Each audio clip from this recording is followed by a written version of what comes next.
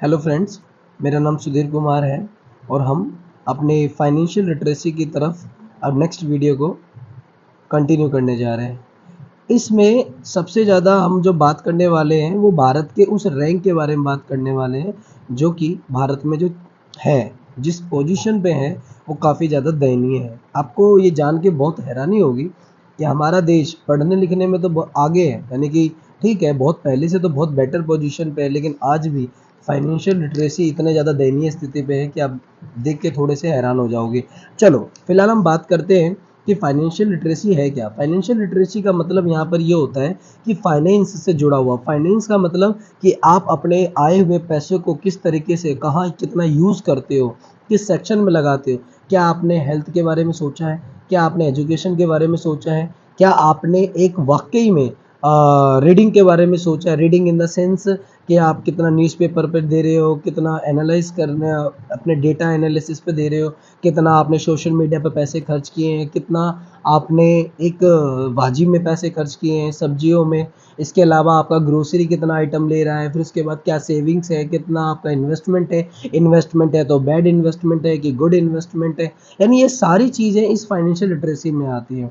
हमने देखा है कि जो लोग काफ़ी दिनों से मेहनत करते आ रहे हैं वो आज भी मेहनत ही करते जा रहे हैं। तो ऐसा क्या हो रहा है कि वो कमा उतना ही रहे, पहले वो बहुत सही कंडीशन में थे, आज बिल्कुल गलत कंडीशन में हैं और काफ़ी ज़्यादा जूझ रहे हैं, क्योंकि उसके कई सारी प्रॉब्लम भी हो सकती है, जिसमें से एक हमारी महंगाई है। दूसरी, महंगाई के अलावा भी आपकी इनकम जो कि सेम है लेकिन फिर भी वो कम है, क्योंकि आपकी ज़रूरत भी है। तो ज़रूरत भी बढ़ रही है और महंगाई भी बढ़ रही है। ये दोनों की दोनों चीज़ें कहीं ना कहीं एक दूसरे को काफ़ी सपोर्ट कर रहे हैं, जिसकी वजह से आपकी इनकम को बहुत ज़्यादा प्रभाव पड़ रहा है। तो status of financial literacy in India के बारे में हम देखें तो हम जानेंगे कि वर्ल्ड के अंदर सबसे नंबर 1 पोजीशन पे ब्राज़ील है। वो ब्राज़ील जो कि 50.4% लिटरेसी, जो कि फाइनेंस लिटरेसी है, उसमें सबसे आगे। ब्राज़ील के बाद Mexico, Australia, USA, Canada, New Zealand, Japan, Belarus, Thailand, Malaysia, India जो है 35 पे। तो आज हम बात करते हैं कैसे कैसे। जो सबसे नंबर 1 पे है वो ब्राज़ील है 50.4%, मैक्सिको है 47.8%, ऑस्ट्रेलिया 46.3%, यूएसए 44%। सोचो, यूएसए 44% ओनली।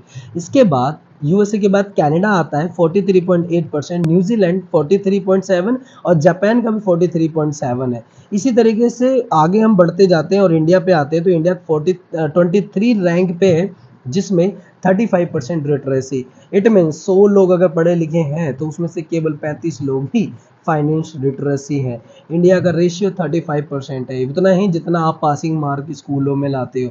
तो आप समझ सकते हो कि एक पासिंग मार्क यानी एक नॉन एवरेज से भी नीचे वाला बच्चा थोड़ा सा कितना अच्छा परफॉर्म कर रहा होगा। तो यही वजह होती है कि आज भारत में 100 में से मात्र 30 से 35 लोग ही सफल हैं और बाकी 65 लोग जो हैं आज भी जूझ रहे हैं, इन्फ्लेशन से जूझ रहे हैं, नीडी ग्रीडी जैसी चीज़ों से जूझ रहे हैं, अपने आप को बेहतर बनाने के लिए, बट बना नहीं पा रहे। तो समझते हैं कि आखिर कौन सा स्टेट जो है वो सबसे ज़्यादा आगे है फाइनेंस लिटरेसी में। आपको पता होना चाहिए कि केरल, जो हमारा केरल है, एक राज्य है, साउथ में है। ये राज्य आज भी 84% जनरल लिटरेसी है, मतलब पढ़े लिखे लोगों का रेट 84%, जो कि आप ज़्यादा भी हो सकता है ये वेरी भी करे, क्योंकि मैंने जो साइट्स गूगल पे उठाया है वो साइट्स मैं आपको बता भी दूंगा। लेकिन यहाँ पर 84 होने के बावजूद भी इसका जो फाइनेंस लिटरेसी है 36%। गोवा सबसे आगे है जो कि 50% है, जो कि वहाँ का जनरल लिटरेसी 80% है। उसके बाद मिजोरम आता है 77%, वहाँ पर सभी पढ़े लिखे हैं, जिसमें से 6%, मात्र 6% फाइनेंशियल लिटरेसी। इसी तरीके से आपका महाराष्ट्र है, फिर सिक्किम है, फिर तमिलनाडु है, यूके है, नागालैंड है और उसके बाद वेस्ट बंगाल है। इंडिया जो है, इंडिया ओवरऑल 77% लोग पढ़े लिखे हैं, जिसमें से मात्र 35% लोग फाइनेंस लिटरेसी हैं। है ना एक बैड न्यूज़? और आप सोचते हो कि आप बेहतर कर पाओगे, तो आज आप हमारे साथ जुड़ के एक नए तरीके से, नई सिरे से हम लोग बिल्कुल शुरू कर रहे हैं, जिसमें कोई भी चकाचौंध वाली ज़िंदगी नहीं है। सुख रहिए, सोचते रहिए और पढ़ते रहिए। Good bye.